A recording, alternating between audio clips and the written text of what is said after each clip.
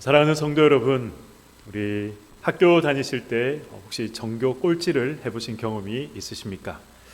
전교 1등만큼 하기 어려운 것이 저는 전교 꼴찌라고 생각을 합니다. 왜냐하면 전교 1등도 한 명, 전교 꼴찌도 한 명밖에 될 수 없기 때문에 그런 것이죠.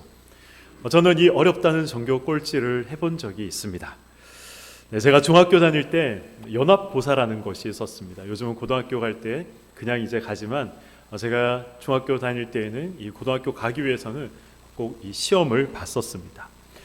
200점 만점이었고 그 중에 20점이 체력장 점수로 배정이 되어 있었습니다.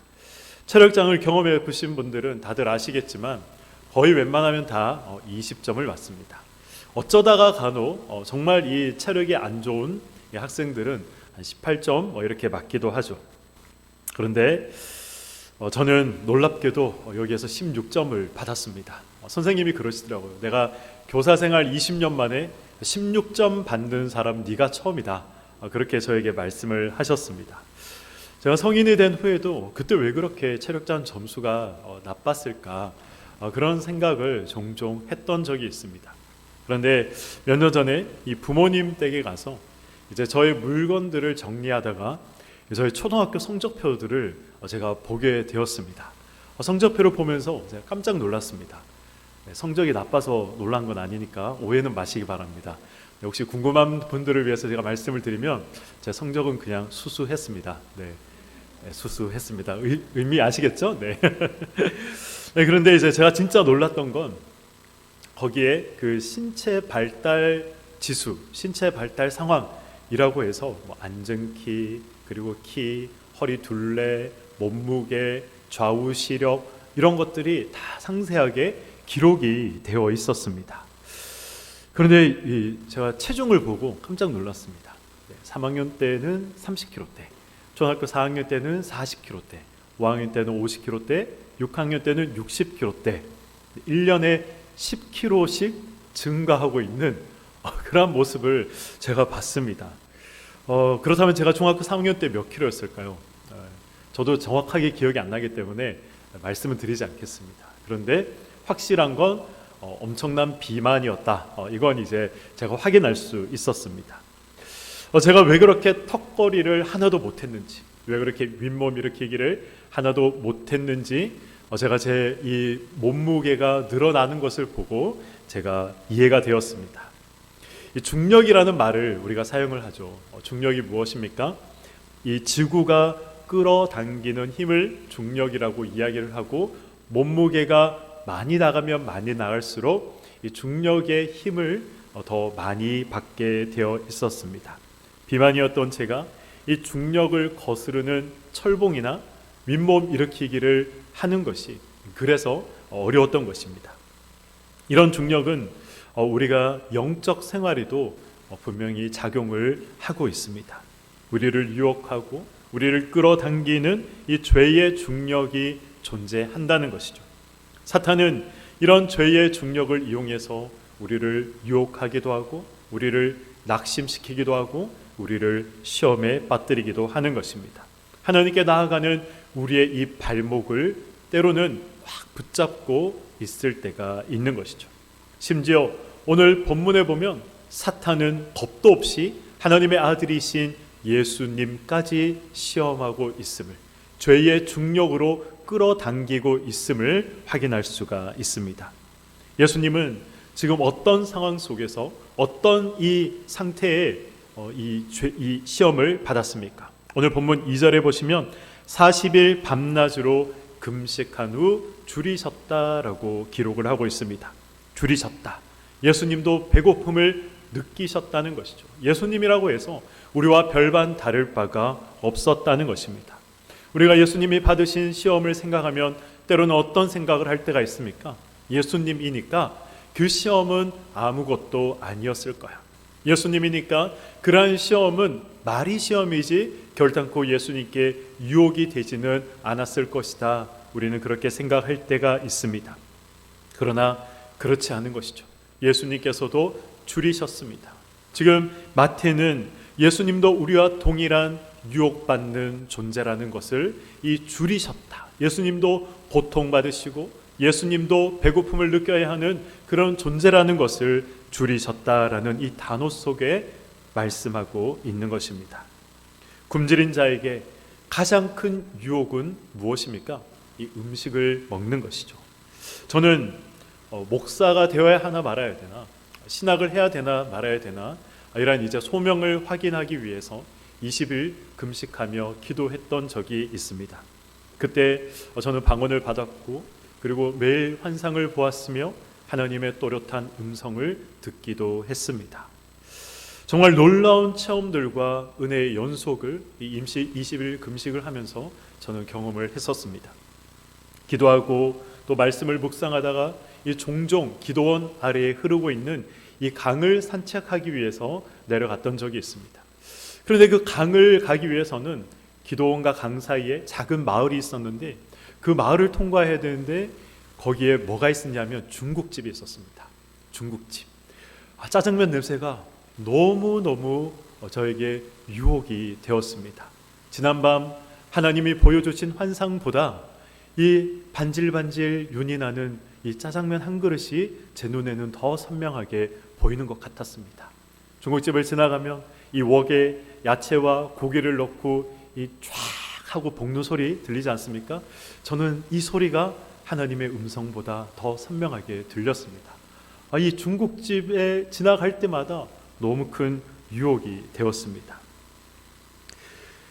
우리도 그렇죠. 이 줄인 자가 그리고 배고플 때 음식이 생각나는 것이 당연한 인간의 마음입니다. 자연스러운 마음인 것이죠. 사탄은 얼마든지 다른 것으로 예수님을 시험하고 유혹할 수 있었습니다. 그러나 40일 밤낮으로 줄이신 예수님을 넘어뜨리기 위해서 사탄은 바로 이 음식으로 예수님을 먼저 시험하셨던 것입니다. 예수님이 초인이 아니라 예수님이 우리와 동일하게 배가 고픔을 느끼시는 그러한 연약한 존재라는 것을 사탄이 알고 있었기 때문에 그래서 예수님을 유혹하셨던 것이고 이 돌로 떡을 만들어 보아라 예수님께 이야기를 했던 것입니다.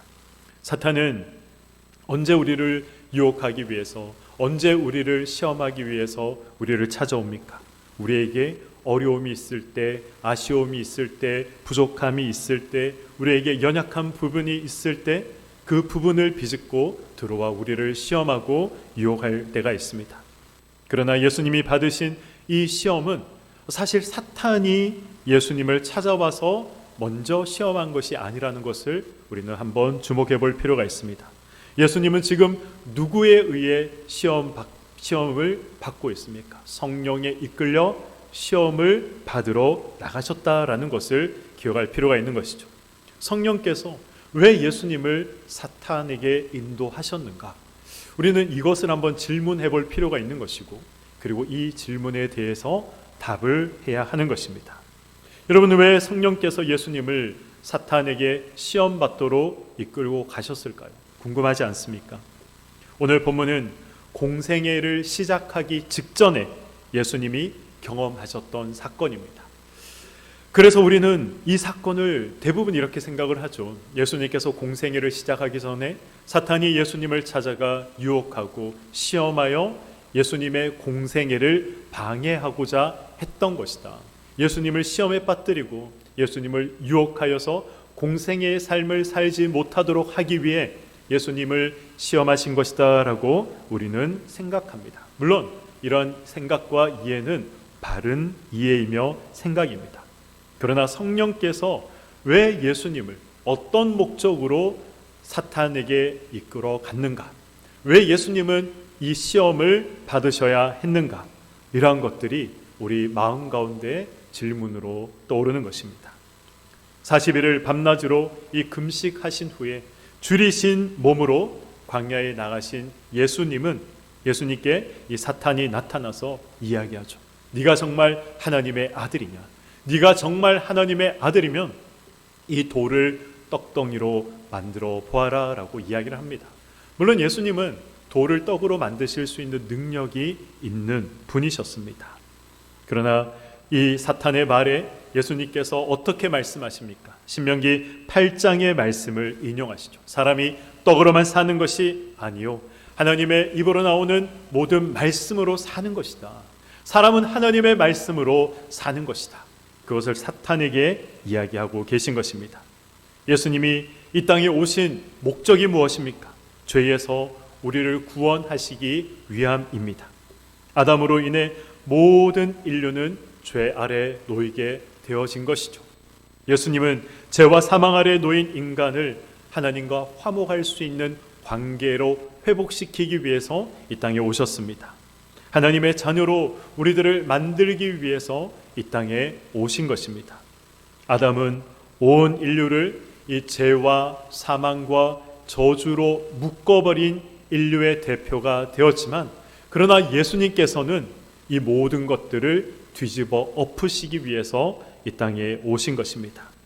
시험과 유혹에서 승리하는 승리의 대표자가 되어야 하셨고, 죄와 사망에서 모든 인류를 구원해내는 대표자가 되어야 하셨던 것입니다. 그래서 예수님은 아담이 실패했던 그 시험에서 예수님은 승리하셔야 했던 것입니다. 그래야 새로운 인류의 대표자로 예수님께서 사역하실 수 있는 것이고 구원의 대표자가 될 수 있었던 것입니다. 이것을 알았기에 사탄은 필사적으로 예수님을 유혹하고 시험하여 넘어뜨리려 했던 것이죠. 아담의 죄의 대표인 아담의 후예들이 더 이상 죄의 노예가 되지 않도록 이 땅에 오신 예수 그리스도의 후예가 되지 않도록 하기 위해서 예수님의 발목을 붙잡고 느려졌던 것입니다. 예수님이 광야에서 시험 받으신 오늘 이 사건은 구약에서 나타나고 있는 중요한 사건 두 가지를 배경으로 삼고 있습니다. 첫 번째는 방금 제가 말씀드렸던 아담과 하와가 에덴 동산에서 사탄에게 시험을 받은 사건입니다. 그리고 두 번째 사건은 이스라엘 백성들이 40년 광야 생활 중에 이 하나님으로부터 시험 받은 것, 이것을 이 배경으로 삼고 있는 것이죠. 이 두 사건의 의미가 무엇인지 명확하게 우리가 알고 있어야 예수님께서 왜 시험을 받으셨고 예수님이 왜 이 시험에서 승리하셔야 했는가를, 이 사탄의 시험의 본질이 무엇인가를 우리는 알게 되는 것입니다. 사람은 떡으로 사는 것이 아니라 하나님의 말씀으로 사는 것이라는 이 예수님의 말씀이 도대체 어떤 의미가 있는지 우리가 이해할 수 있는 것입니다. 사탄이 돌을 떡으로 만들라는 말에 예수님이 인용하셨던 말씀은 신명기 8장의 말씀입니다. 우리 신명기 8장 2절과 3절 우리 말씀을 우리 함께 읽어보도록 하겠습니다. 시작. 내 하나님 여호와께서 이 40년 동안에 내게 광야길을 걷게 하신 것을 기억하라. 이는 너를 낮추시며 너를 시험하사 내 마음이 어떠한지 그 명령을 지키는지 지키지 않는지 알려 하심이라. 너를 낮추시며 너를 줄이게 하시며 또 너도 알지 못하며 내 조상들도 알지 못하던 만나를 내게 먹이신 것은 사람이 떡으로만 사는 것이 아니요 여호와의 입으로 나오는 모든 말씀으로 사는 줄을 내가 알게 하려 하심이니라. 아멘. 이스라엘 백성들이 출애굽한 지 40년이라는 시간이 흘렀습니다. 출애굽 1세대들은 우리가 알고 있는 것처럼 광야에서 다 죽임을 당하고, 그리고 출애굽 2세대들이 드디어 가나안이 보이는 모압 땅에 도착하게 됩니다. 모세는 이스라엘 백성들을 향해서 이 광야 40년을 기억하라, 그렇게 출애굽 2세대들에게 지금 설교하고 있습니다.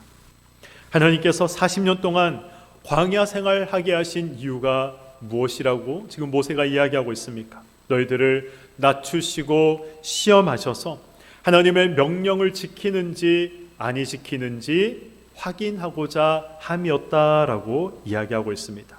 아브라함과 이삭과 야곱조차 알지 못했던 만나를 너희들에게 주신 것이고, 사람이 떡으로만 사는 것이 아니라 하나님의 말씀으로 살아가야 하는 존재라는 사실을 이 광야 40년 동안 너희들에게 하나님께서 말씀하신 것이다 라고 증거하고 있는 것입니다.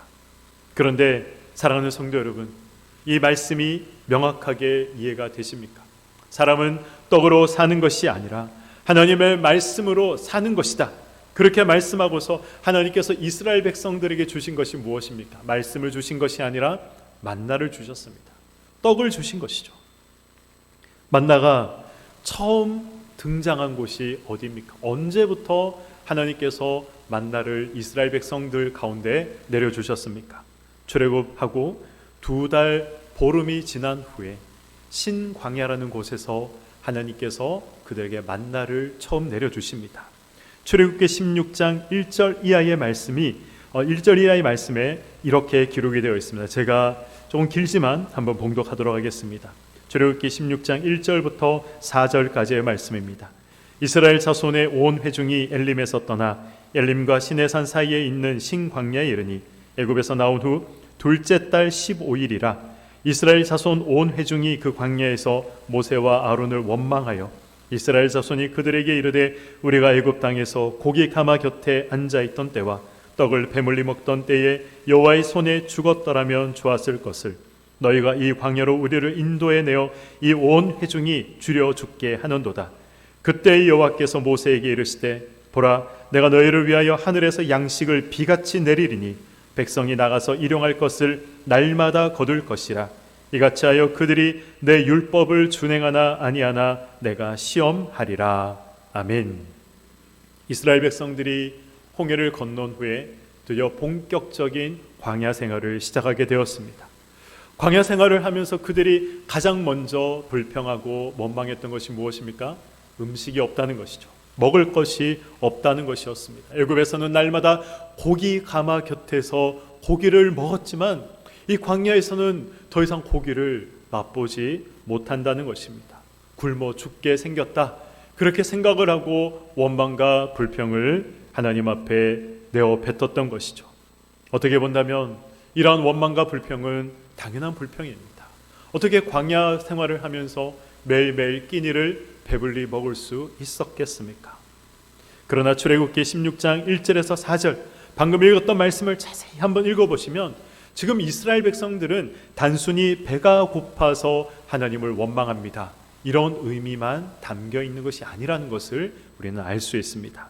16장 4절 말씀을 제가 다시 한번 읽어보겠습니다. 그때 여호와께서 모세에게 이르시되 보라 내가 너희를 위하여 하늘에서 양식을 비같이 내리리니 백성이 나가서 일용할 것을 날마다 거둘 것이라.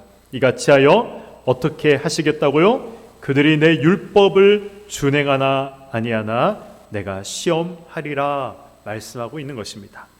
먹을 것이 없어 불평하는 이 이스라엘 백성들의 불평 속에서 하나님 내가 배가 고픕니다. 이 의미만 있는 것이 아니라 지금 하나님 내가 배가 고파서 어쩔 수 없이 하나님을 원망합니다. 하나님 내가 배가 고파서 어쩔 수 없이 죄를 범합니다. 이런 의미가 여기에 있다는 것이죠. 그들이 내 율법을 준행하나 아니하나 내가 시험하겠다.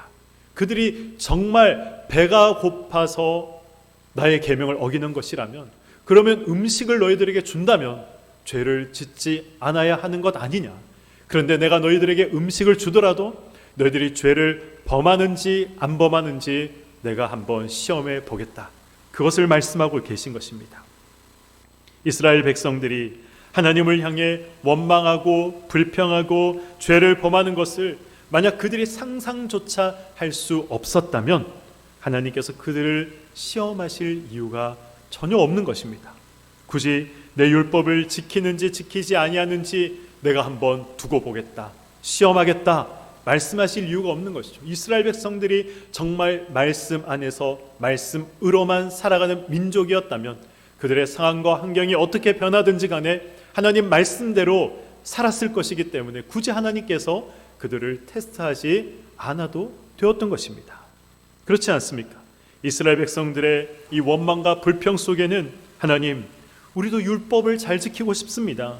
우리도 의롭게 살고 싶고 우리도 거룩하게 살고 싶습니다. 그러나 배가 고파서 그렇게 못 살겠습니다. 배가 고파서 죄를 지을 수밖에 없습니다. 이것을 이야기하고 있는 것입니다.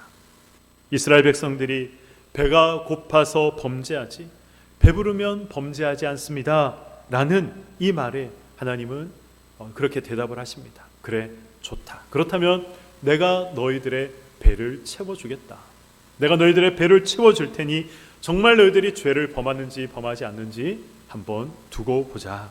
그렇게 말씀하시며 하나님께서 그때부터 만나와 메추라기를 이스라엘 백성 가운데 허락해 주셨던 것입니다. 40년 동안 이스라엘 백성들이 광야에서 어떤 삶을 살았습니까? 의로운 길을 걷고 신앙의 길을 걸었습니까?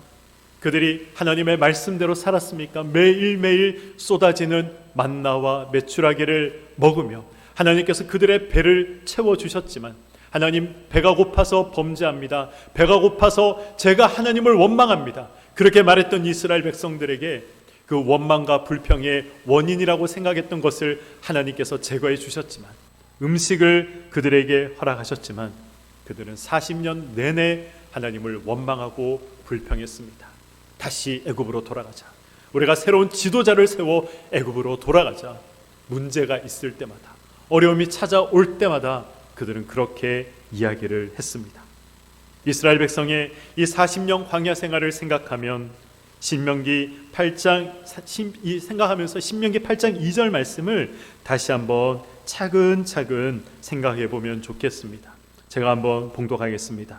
내 하나님 여호와께서 이 40년 동안에 내게 광야길을 걷게 하신 것을 기억하라.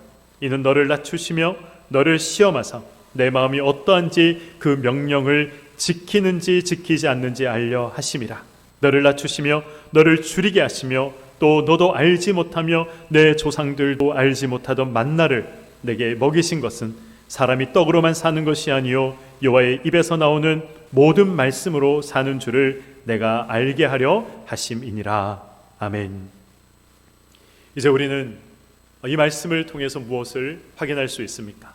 이스라엘 백성으로 대표되는 우리 인간들이 어떠한가를 우리는 알 수 있습니다. 우리 인간들은 죄의 원인은 나에게 있는 것이 아니라 외부에 있는 것이다, 그렇게 생각을 하죠. 상황과 환경 때문에 어쩔 수 없이 죄를 범한다, 그렇게 생각하는 것이 우리들의 마음에 있는 솔직한 생각들입니다. 나에게 있는 것이 아니라 외부의 조건에 의해서 우리가 죄를 범한다고 생각한다는 것입니다. 사람들은 원래 착한데 환경과 조건 때문에 할 수 없이 죄를 범한다는 것입니다. 그러나 지금 하나님께서 이 광야 40년 동안 이스라엘 백성들에게 만나를 먹이시면서 말씀하시고자 하시는 것이 무엇입니까? 40년 동안 내가 매일매일 너희들에게 먹을 것을 공급했지만, 일용할 양식을 공급했지만 여전히 너희들은 그 40년 동안 죄를 범하면서 살아갔던 존재들이다. 그것이 인간이다 말씀하고 계신 것입니다. 죄의 원인이 상황과 환경과 이 외부적인 조건에 있는 것이 아니라 우리 안에 있다는 것이죠.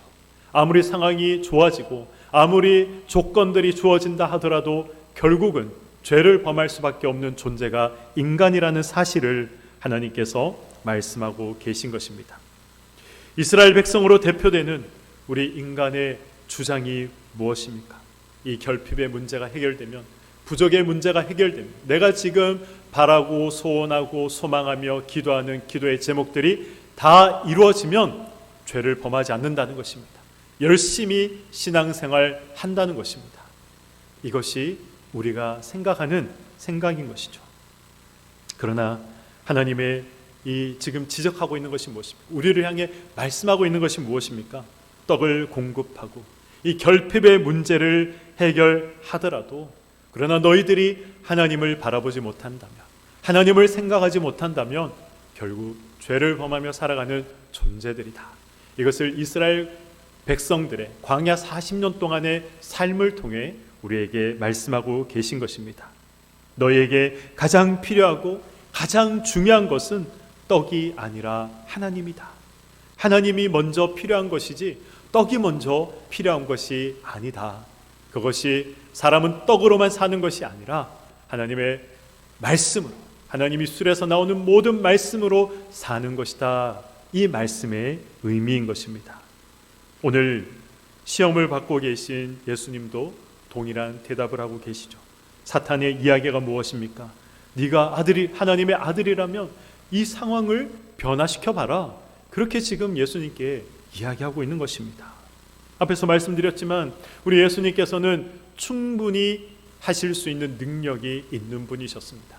죽은 자를 살리시는 분이, 창조의 하나님의 능력을 가지고 계신 분이 돌을 떡으로 만들지 못하시겠습니까? 그러나 이렇게 말씀하시는 것이죠. 나는 떡에 매여 사는 사람이 아니다. 하나님께 매여 사는 사람이다. 말씀에 매여 사는 사람이다. 나는 너에게 종속된 것이 아니라 하나님께 종속되어 있는 존재다.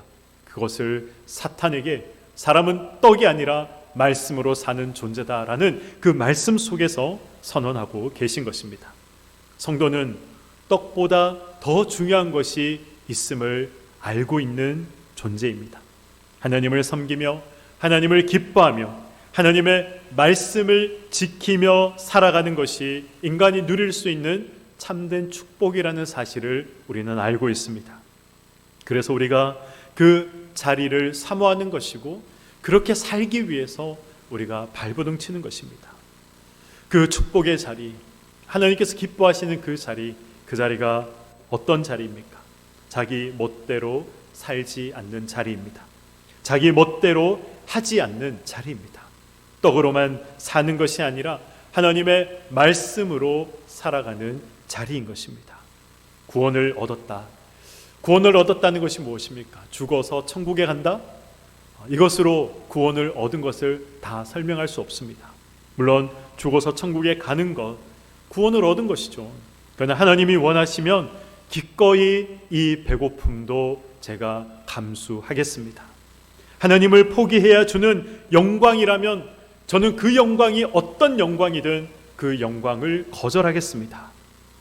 이것이 바로 하나님께 구원받은 백성이 가져야 하는 마음의 자세인 것입니다. 그러나 사탄은 우리를 항상 죄의 자리로 끌어당깁니다. 이런저런 유혹과 시험으로 하나님을 포기하게 만들고 이 한 주도 부단히 하나님을 포기하는 자리에 우리가 나아가도록 끊임없이 유혹하고 시험하고 우리에게 다가올 것입니다. 어떻게 죄의 중력을 거슬려 이 하나님이 원하시는 자리에 우리가 나아갈 수 있을까요? 눈에 보이는 떡만 바라보며 사는 것이 아니라 하나님의 말씀을 바라보며 살아갈 때 우리가 이 죄의 중력을 거스를 수 있는 것입니다. 우리는 이스라엘 백성들과 같이 이 육의 양식이 채워지더라도 이 육신의 모든 결핍들, 이 상황에 우리가 부족하다고 생각하는 그 모든 것들이 채워진다 하더라도 우리는 늘 만족을 모르는 존재들입니다. 육의 양식 없음을 한탄하지 말고 우리가 영의 양식 없음을 한탄해야 하는 것입니다. 세상에 재물을 쫓아 살아가는 자가 되지 말고 하늘의 보화를 쌓아두고 하늘의 보화를 사모하며 살아가야 하는 존재가 바로 우리들인 것입니다. 그리하여 하나님의 백성답게 모든 이 죄의 중력을 벗어나 살아가는 우리 성도님들의 삶이 되시기를 간절히 소망합니다. 오직 하나님 말씀에 뿌리 내리고 흔들리지 않는 믿음으로 살아가는 성도, 진리를 따라 승리하는 성도의 삶을 살아가시는 이 한 주도 그 승리를 경험하시고 맛보시는, 그리하여 이 죄의 중력을 거스르며 살아가시는 우리 교회 성도님들의 삶이 되시기를 주님의 이름으로 간절히 축원드립니다. 아멘.